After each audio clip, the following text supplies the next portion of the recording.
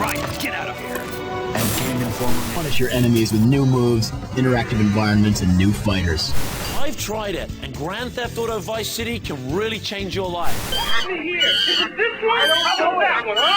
Welcome back to Retro Rebound. In today's video, you're gonna feel feelings you haven't felt in a while. We're going back to old 90s and 2000s commercials to really experience the unfettered nature of advertising at that point in time. We're not only gonna be looking at commercials, but also magazines in what is gonna be a deep dive on how different the games industry used to be at a time where it was like the rebel upstarter and not the absolute behemoth it is here today. This is a part of what we're trying to expand what we're doing here on Retro Rebound, where of course we'll look back on video games and hardware, but now I want to try to expand what else we can look back on. So I hope you enjoyed this style of content. Let's take a look at some of the craziest video game commercials that the 90s and 2000s had to offer. We'll start off tame, but it will get progressively more insane. And it's funny because tame for like 1995 is a whole different ball game back then. So if you're new here and you're into nostalgic and retrospective content, you're in the right place. Consider subscribing. I want to start off here with Pokemon Red and Blue. It's a commercial for the Game Boy. And obviously, since these are all really old commercials, you're gonna have to look closely for the extra details here because not many of them have been up-res, to say the least. So let's see what they've got cooking for us. Some of these I have seen before, and they are incredible. Just you wait. All right, here we go. Pokemon Red and Blue. Hey, little buddy, want to ride? Oh.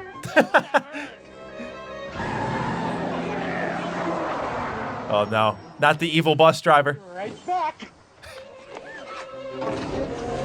Oh my gosh. Where can you catch up? He's killing them all. Pokemon. He's killed all the Pokemon. On your Game Boy, that's where. Brilliant. Pokemon for Game Boy is The bus turned into a Pokemon, or into a Game Boy. Easily sold. Like, unbelievable, right? Nintendo would not suggest you could kill a bunch of Pokemon. I got a Yu-Gi-Oh commercial here for you. I don't remember this one. Let's see what's going on. This is such a big phenomenon in the early 2000s. Collecting these, like, I barely played any of the video games. It was just these cards. Playtime is over. Yeah, Blue Eyes White Dragon. We love that. Cards. It's time to duel. Man. I'd rip that line all the time as a kid. Ooh, Exodia, all right. Yeah, just a different era. I just remember that being like everyone was dueling everyone in the early 2000s. Man, like I remember going on, I was a Cub Scout growing up, and I remember going on a camping trip, and even then, people had their Yu-Gi-Oh decks just slotted in the pocket, ready to go. Worst choice I made in my lifetime was a buddy of mine got into Yu-Gi-Oh in 8th grade, and he asked me if I had any old cards, and I definitely didn't want to give it to him, but I guess I just wanted to be a nice person and also kind of fit in. So I gave him all of my old Yu-Gi-Oh cards, and what did he give me in return but Skate 2? And I don't like Skate 2 that much. I'm more of an OG Skate guy. He gave me that and Quake Champions on the 360. Worst trade deal I've ever made in my entire life. So, yeah, don't do what I do, children. Sega Dreamcast commercial for Sonic Adventure. This one I remember is pretty tough to see, but you'll see how crazy it gets here. Because all these are like the Sega IP. Like you have the 2K Sports, there's Tails, although you can barely see him. There's the Fighters. Sonic on the DJ. What a great game. Yo, Sonic! Man, stay off the light speed. My bad. My bad. Yeah, just Dreamcast was so different, man. I remember when I was younger, my core Dreamcast memory actually lays in ruining my brother's life. He got a Ludacris CD, like a new album dropped that day, and he got NBA 2K. Now, one of the cool features of the Dreamcast is that you could play music on it. So me at age 4, thought that what that meant is if you put the CDs in at the same time, that the music from Ludacris would play over the video game. So I put them in together and hit play, and they scratched up. My brother was pissed at me. So that's like my core Dreamcast memory right next to Shenmue, but what a different system. And then the original Xbox would go on to continue all of those memories. But as you can see, like these commercials are just so different from what we see in traditional video game marketing. Right now, it's so simple, so plain, but it was just so like free and different. And again, it's only you get it crazier. But I have another Sonic Adventure one for you here in 2 Battle for the GameCube. You're a hedgehog, and you have supersonic powers. Ball up right now and roll. Action! Nice. Come on, honey, and you're brave, and you're scared. Hey, focus! I want you to think about the marketing so good. opportunities here. Okay, in front of the paper. What part of supersonic speed do you not understand? The right hedgehog is hard to find. New Sonic Adventure 2 Battle with extra 2-player action. Only on Nintendo GameCube. Rated E for everyone. Brilliant. Like, I'm sorry I yelled at this is just not the type of commercials you get nowadays. Like, it's just absolutely wonderful. Next, we have Hey You Pikachu. This is actually a Nintendo 64, not the game, but the actual console, the exclusive console. That's one that I want to collect one of these days. I still have just like a plain old N64, so I want to get this one time, but they had a commercial for it, so let's see what it is. Pikachu, let's play. Pikachu, dance. Oh yeah, you could talk. I can't take it anymore. Talks to Pikachu. Pikachu listens. Pikachu, come here. I thought I was man's best friend. Great job. It's a brilliant idea. That I walk myself. Where's the love? Hey, you Pikachu, rated Oh, the N64 box art. Bad for pets. Oh, looking for love here. Only on N64. that's so good, man. Commercials were actually funny back then. It's funny to me because when I met my girlfriend, now wife, she has a dog, Forrest, and Forrest loves attention. This dog in this commercial reminds me of Forrest because if I'm like on my phone next to Forrest, he'll like literally nudge the phone out of your hand so that you pet him. Like, dogs even back then did not tolerate the electronic distractions from giving them a little love. So this is your sign. Go hug your dog. Give him a kiss on the head for me. Army Men Sarge's Heroes. Let's see here. I always thought this was like a brilliant series idea. Surprised it never caught on big time. Oh, Nutcracker. Oh, a little Christmas commercial. Oh no. We already know where this is going. We already know. Yep, knew it. Nutcracker. That's so good. The biggest little war there is for the PlayStation game console and Nintendo 64. The biggest little war. Heroes, real combat, plastic man. I love how you got like all these army men here. Oh, let me go back a little bit. You have all these army men here, and then like for the sake of marketing, like one chick. It's so good. Yeah, I love this game growing up. I tried to play it on the N64, and obviously like shooters of any kind of N64 just did not feel good. But I thought as a kid this was like a spin-off from the Toy Story games. Like I was like, oh, it's the same army men from that game. Hey, speaking of Toy Story, what do we have here? Toy Story 2 commercial for the N64 and PS1. Where's that little sweetheart? Oh boy. Wouldn't it be cool to be Buzz Lightyear? Now you can be Oh Buzz my in the God. Toy Story 2 video game. Use lasers and whirling torso spins. Oh my to save gosh. the day. Jump, swing, and somersault through the air with special rocket jet and moon spring I boots. can't.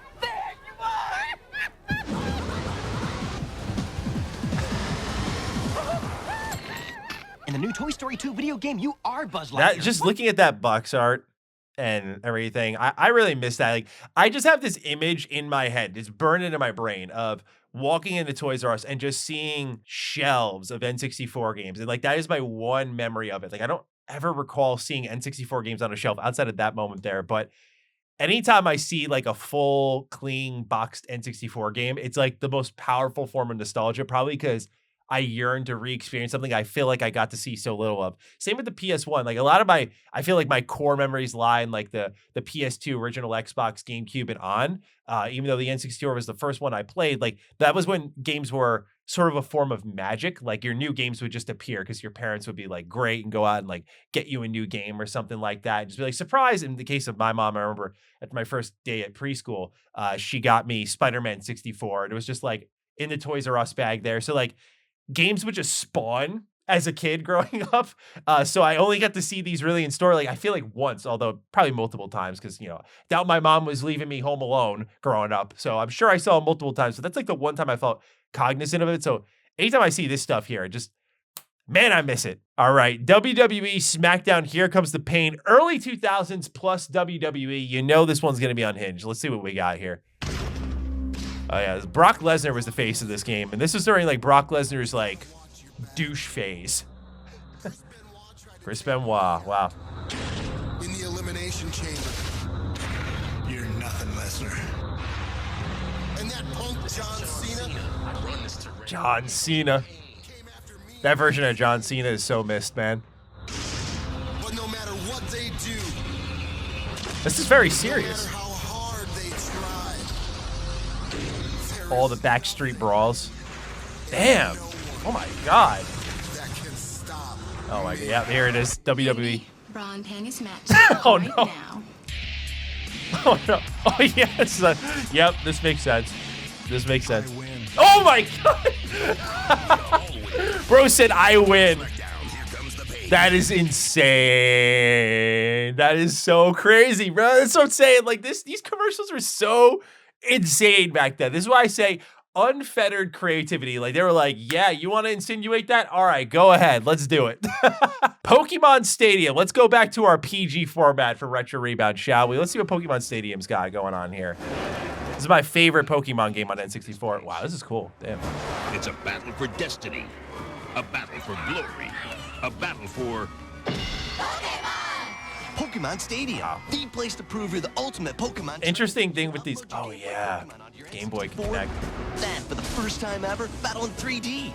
I love the mixture we've seen with these. Like right here, like you'll see the mixture of like these 3D renders with like actual people. It's so clearly like superimposed. It's so funny to me just how, I mean, it was the 90s. Tech wasn't far along, but it's crazy to look at now. Because I remember there was like a Sonic Progressive commercial, and oh, this is like it's WB Kids. That's what the commercial was for. But we also have up here Pokemon Stadium 2. So let's see what we got cooking over here. I love immediately. Kids, boys' bedroom growing up, supermodel in the background. They were like, oh, you also like dirt bikes.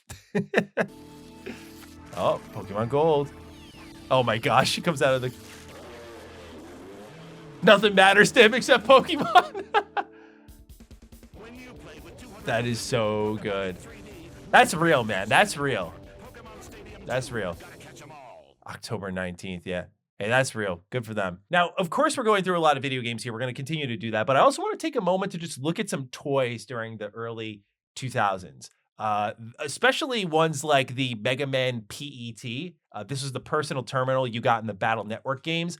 This is one of my favorite toys growing up. So I've actually never seen a commercial for this because I remember like I saw it in Walmart with my mom and she helped me get it. So I never saw a commercial for this, but this is like one of my favorite toys growing up. And I went down this rabbit hole of grabbing some iconic toys from the early 2000s that no doubt many of you will recognize. But let's take a look at the Mega Man Advance PET.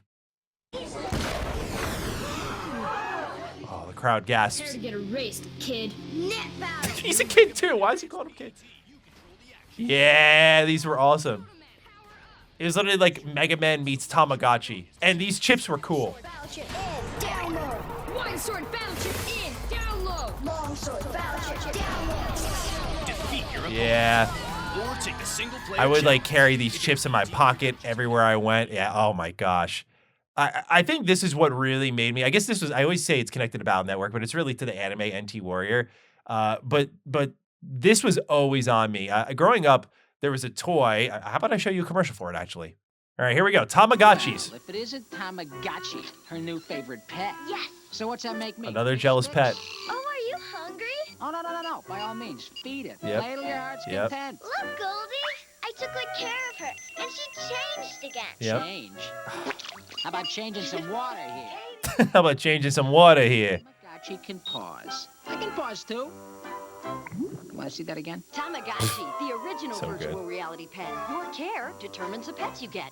Yeah, I think this is what made me a pet lover. Just like taking care of something and drawing a weird emotional attachment to your Tamagotchi. But basically, this toy here, the Mega Man PET, the pet, you would have Mega Man here who would appear and you'd have to like talk to him and stuff. And it just felt like the perfect evolution for me as a huge Mega Man fan and a huge Tamagotchi fan. So these were like, to me, iconic toys. I didn't see many people with them. I had one friend growing up who had this version, the Proto Man version. I had the Mega Man version, and we would like run around the park and duel each other and like trade chips and just What great toys. But there's even more great toys that tied into this video game and TV show here.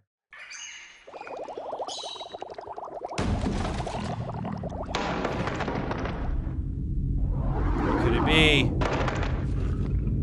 What could it be? What's chained away? What could it be? It's a turtle. You know where I'm going with this. Never. Yeah!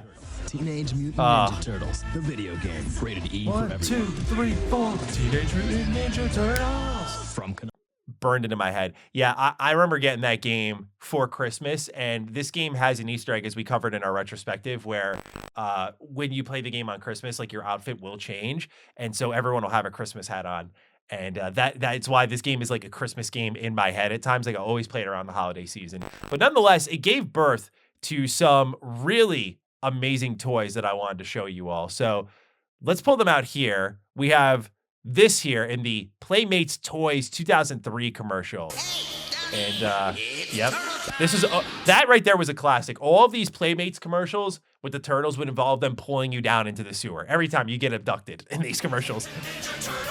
And, oh yeah, I owned all of these, dude. All of these. The Shell Truck had that. Shell Slider had that. Shell Cycle, yep, easy. Oh my gosh. So good. Yeah. If you pay attention to the background of our Retro Rebound set, you'll see these four right here are always there. I always have Raph on the sticks, or he's usually hiding or doing something funny. And do I have any others? No, I don't. Those are the main four. I still have a bunch of the others in my drawer, actually. Hang on. So when we first moved in here, what I was trying to do was figure out how to take my old, childhood action figures and make them part of the set. And the problem we had was we had too many Ninja Turtle ones, because like 03 Ninja Turtles is my heart and soul. So we had like Usagi Yojimbo. I had I forgot what this guy was called. I'm not gonna lie, I forgot what he was called. I know he was like one of the elite guards though that came after the actual Foot Ninja Elite. You can see like his weapon is bent and everything because I messed it all up. We had the normal Foot Ninja. We had the Triceratops, hello. We had the other like cyber Foot Ninjas. These guys were a pain in the butt in the video games, but I just love their whole appearance. Yeah, I had a ton of these, and there's a whole bag in my closet still from when I was a kid. Like these to me, just the make of them, the paint jobs, like the attention to detail, their flexibility as well. That was a big thing for me as a kid with action figures, because I always like tell stories with them and want to make them fight, but I couldn't make the fights come to life if they were like those action figures that only went like this.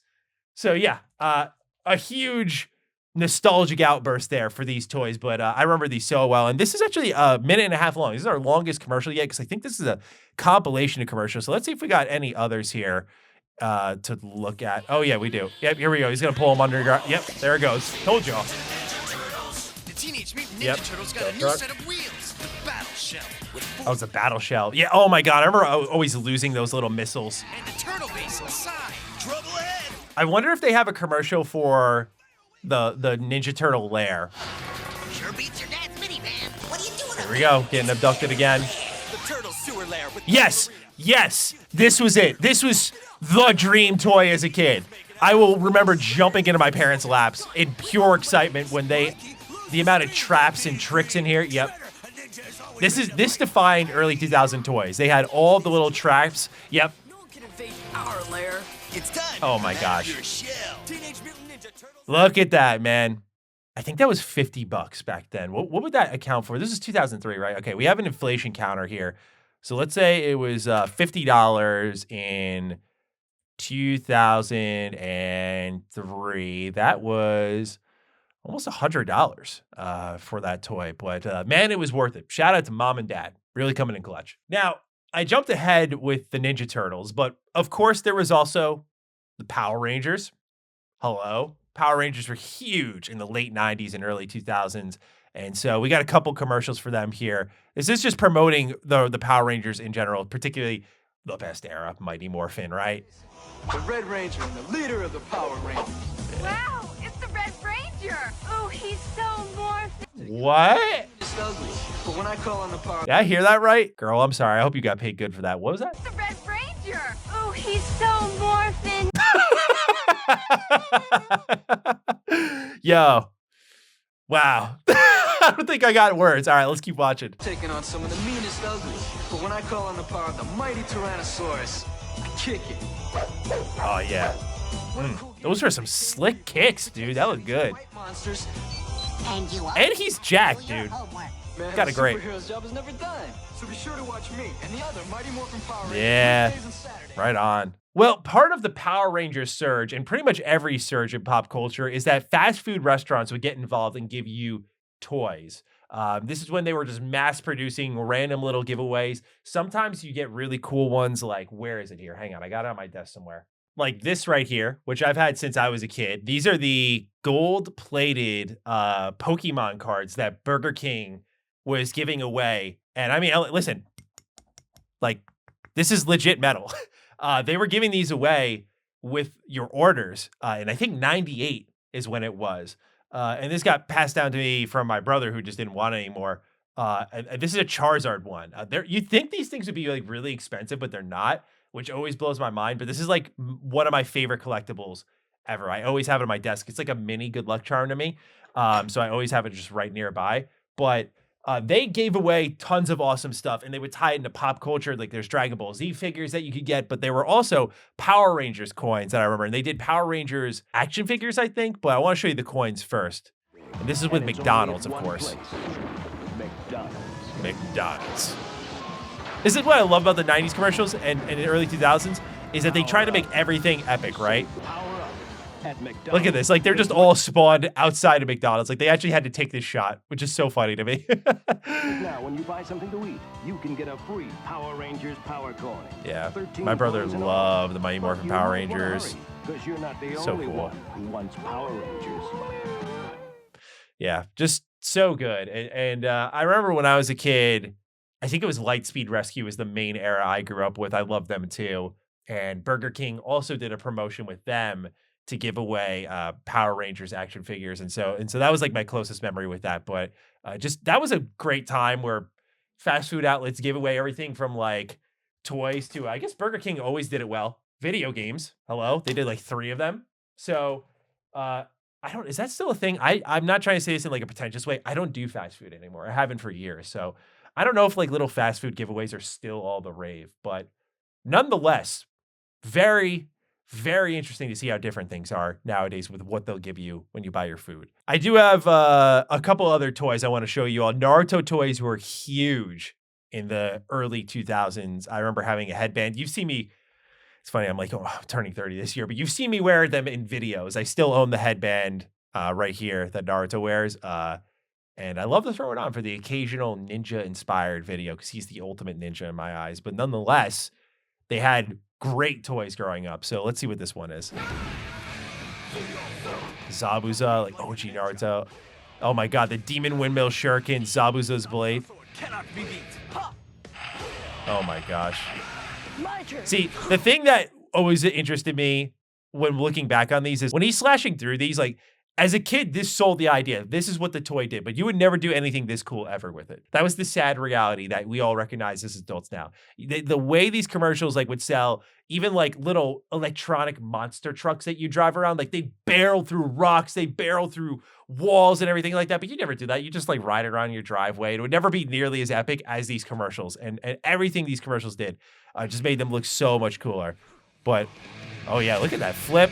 Shark and shooter. Oh my gosh. It's like a thing he rips. Awful. That's actually a bad toy in my opinion. Naruto Shark and Shooters. Man.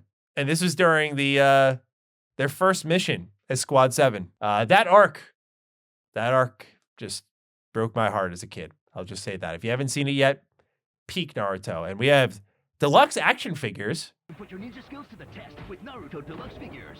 Shadow Flow Jutsu. Oh, yeah, I had this one. Yeah, see, these were the action figures I didn't like because look how stiff they are and how, like, specifically choreographed they are. Very interesting looking, but they only did specific things. And so my favorites, again, were always the flexible ones that I think they called them, like, action. Like, they were actionable. No, what was the term they used? Instead of me trying to use my vocabulary to describe it, I'm going to grab 2 more action figures. So what I'm talking about that I don't like is like this Batman action figure we have in the Retro Rebound set. Like he only goes like this, like up and down. Like he does not go wide at all. Otherwise I would break him. Whereas this Spider-Man one that's always sitting atop the TV, like he can kick like this. Like you can make this dude do a full on split, bring his leg back here, bend his knee, bend his ankle. Like there's so many points that make him posable. Like his shoulders got a lot of rotation and flexibility. Like you can make him itch the back of his head. These things just as a kid, I think sparked my imagination so much because it's like how you would tell the stories, like how would they behave? And when you could only do things like this commercial showing where they were like really limited, it just, it shut down the ability to tell fun stories. So yeah, that's what I've been talking about this whole time with flexible action figures. Now, for those of you who have hung around for a long while, I'm about to reward you with what I think is a peak toy during 2003. Join me in watching the commercial for the Hulk hands. Oh, yes. You remember these? Yeah, the movie was underwhelming for many of us, but these toys were anything but. Oh, man. I beat the shit out of everything with these. It was so awesome. Just knocking things over. Because they had sound effects whenever you'd hit them. So satisfying. It's so funny because the movie I think is kind of underrated, but the toys would sell a much different movie. Like, you know, it's epic. The Hulk was beating the crap out of things where it's like an interesting character-driven journey. And they actually had the same thing for the Fantastic Four here, where you'd have Thing's hands. Yep, it's clobbering time, but oh, they give you feet right. Yes. I am the Thing! Yeah, there we go. I am the Human Torch! I can't take it anymore. Yeah, the Thing was kind of cooking, but not the Human Torch. Is Dr. Doom finished? Thing hands, thing feet. So good. Yeah, I mean, I know we didn't like that Fox era of Marvel, but hey, produced some great commercials. All right, last toy I got for you, we're out of here, is the SpiderMan web shooter commercial. Did you have these as a kid? Because I did as well. Yes. This was so fun to troll people with, because it could also be a water gun. Yep. So much fun. But what's funny is, as you can see here, what they didn't market, they marketed this, right? This is like the fluid can that would shoot out, because you could buy like a silly string version of it, basically. You could also shoot water out of it. They would market the mask, but what they didn't market is like the glove is just a red, like, kitchen glove that you would just put on and wrap this around it. It was like very janky in the scheme of things. But so the idea of being Spider-Man.